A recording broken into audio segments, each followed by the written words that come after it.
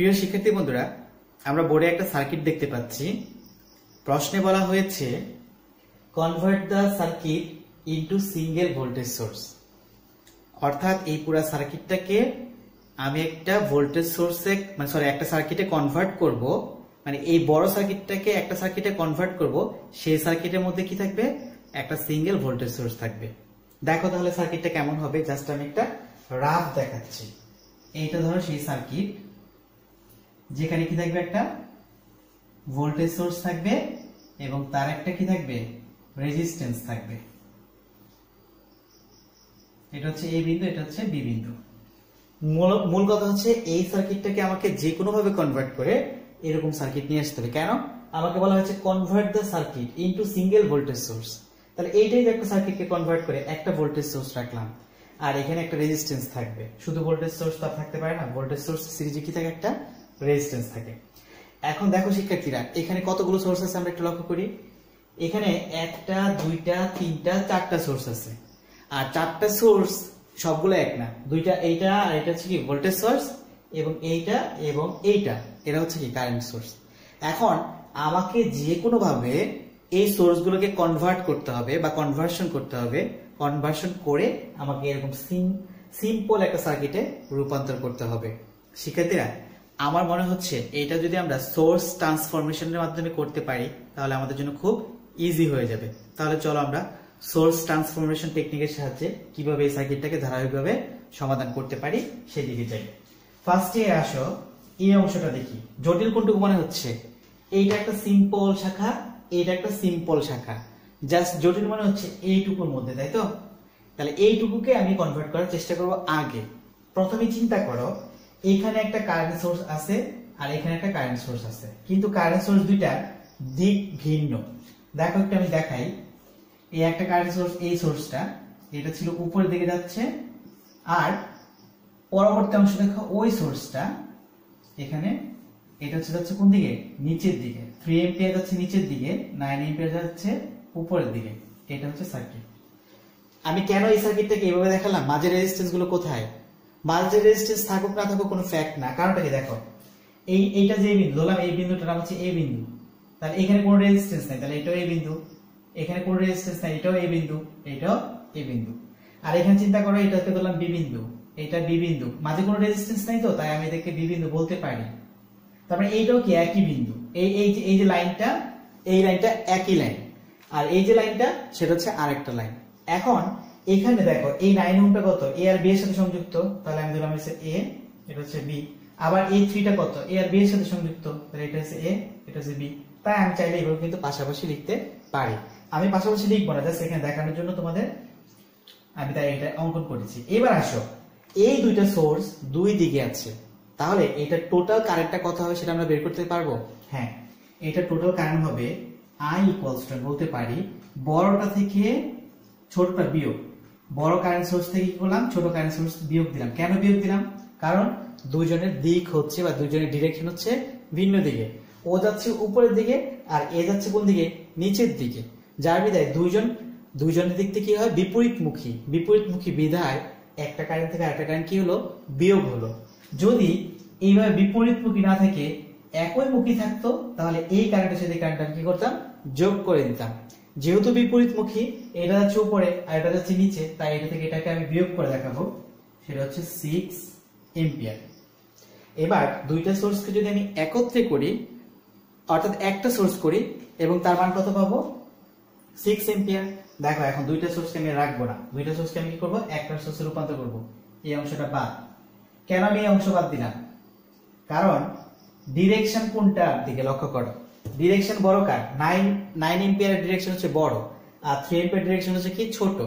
এটা কিন্তু সঠিকটা না। হ্যাঁ, এটা তো 9 এম্পিয়ার ডিরেকশন হচ্ছে বড় আর 3 এম্পিয়ার ডিরেকশন হচ্ছে ছোট। তাহলে কার ডিরেকশন বড়? 9 এম্পিয়ার ডিরেকশন বড়।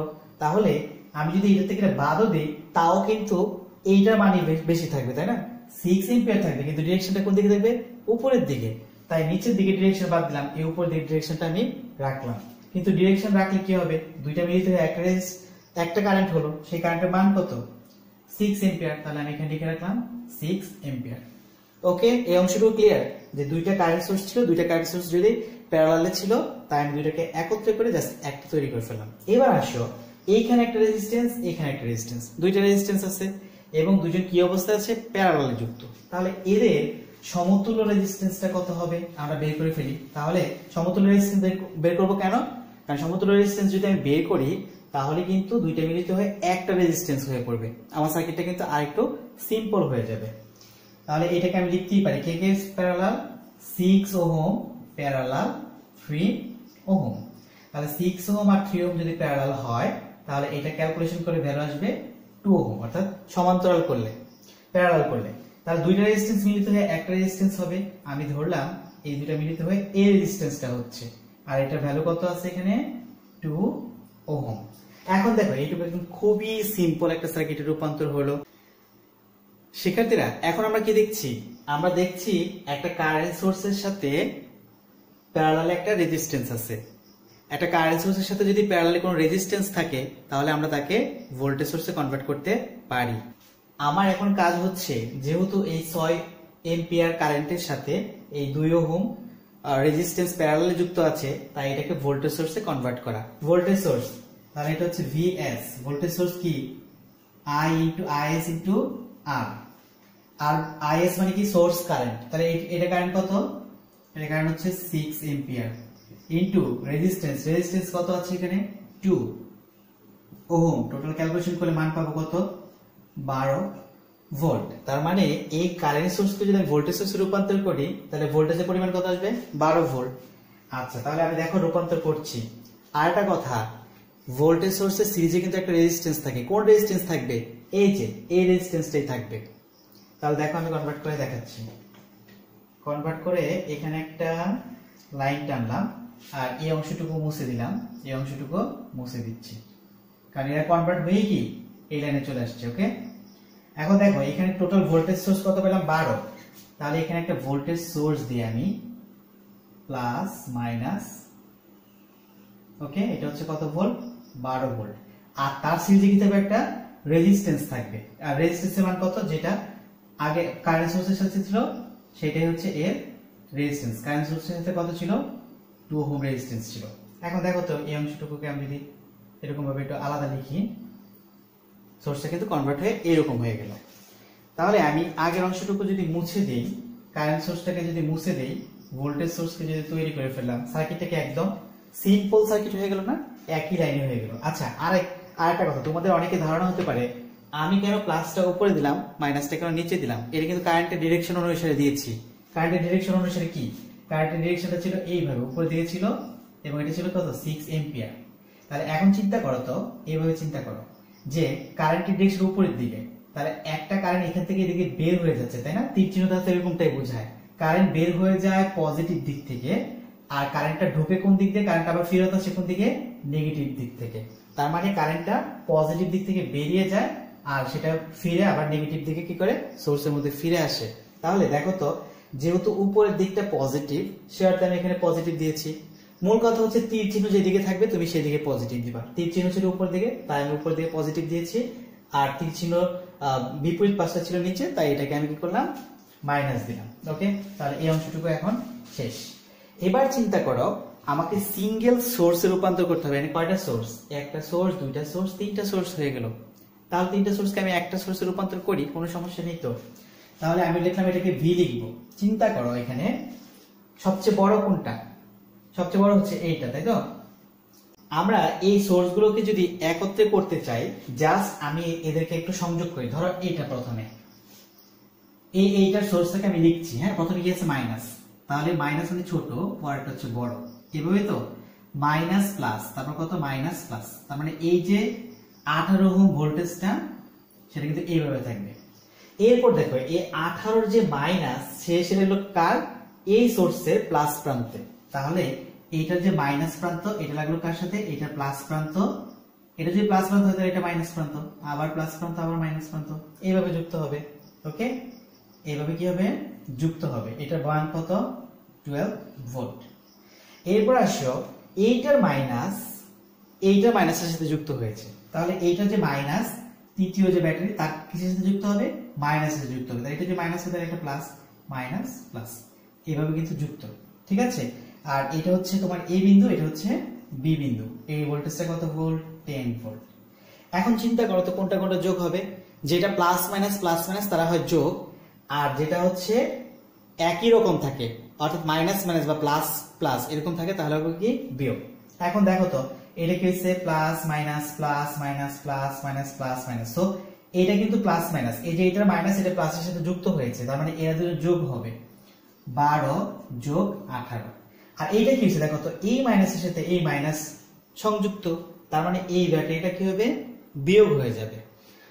এর জন্য কি করবে, এটাকে আমি লিখবো হচ্ছে বিয়োগ কত ভোল্ট, এখানে বিয়োগ না দিয়ে আমি লাস্ট দিক দিয়ে দিয়ে দিই বিয়োগ কত 10 ভোল্ট। তাহলে এইটাই মানে এখানে যেটা লিখতে চাচ্ছিলাম v ইকুয়ালস টু, আর কেন এরকমটা হলো আরেকবার একটু বলি আমি জাস্ট, এটা হচ্ছে আমি ধরলাম এটাকে প্রথম চিহ্ন ধরবো, তাহলে এটা প্লাস ধরলাম, তাহলে প্লাস মাইনাস, তাহলে এইটা যেহেতু প্লাস মাইনাস যুক্ত, আবার এইটার সাথে কিও যুক্ত হয়েছে, এইটার মাইনাস এটা প্লাসের সাথে যুক্ত, অর্থাৎ একটা মাইনাস একটা প্লাসের সাথে যুক্ত হলেই মনে রাখবে ব্যাটারির ভোল্টেজ যোগ হবে, তাই দুইটা কি হচ্ছে যোগ হয়েছে।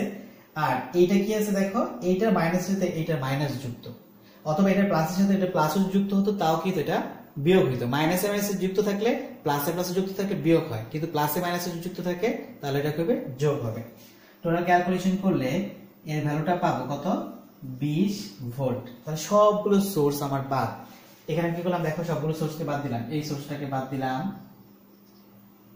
একটা সোর্সকে রাখি, আবার এই সোর্সটাকে আমি বাদ দিলাম, আর একটা সোর্সকে রাখলাম, তিনটা সোর্স মিলিত হয়ে কি হলো, তিনটা সোর্স মিলিত হয়ে একটা সোর্স হলো, আর সেই সোর্সের মান কত ভোল্ট 20 ভোল্ট, তাহলে আমি এটা ধরলাম হচ্ছে 20 ভোল্ট। এবার হচ্ছে মোট রেজিস্ট্যান্সের পালা, তাহলে মোট রেজিস্ট্যান্স কত, এখানে আছে 6 ওহম রেজিস্ট্যান্স, আর এখানে হচ্ছে 2, এখানে 6, এগুলো সবগুলো সিরিজে যুক্ত, তাহলে সবগুলো সিরিজে যুক্ত থাকলে কত হবে 6 2 8, 8 আর 6 কত 14 ওহম।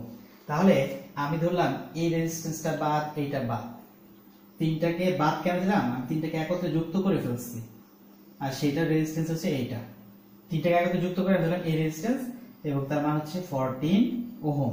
তাহলে এইটাই হচ্ছে সেই সার্কিট যেটা আমাকে ডিজাইন করতে বলা হয়েছে, একটা সিঙ্গেল সোর্স এবং তার সাথে একটা কি সিঙ্গেল রেজিস্ট্যান্স, কোন টার্মিনালের সাপেক্ষে, এবি টার্মিনালের সাপেক্ষে। ধন্যবাদ সবাইকে।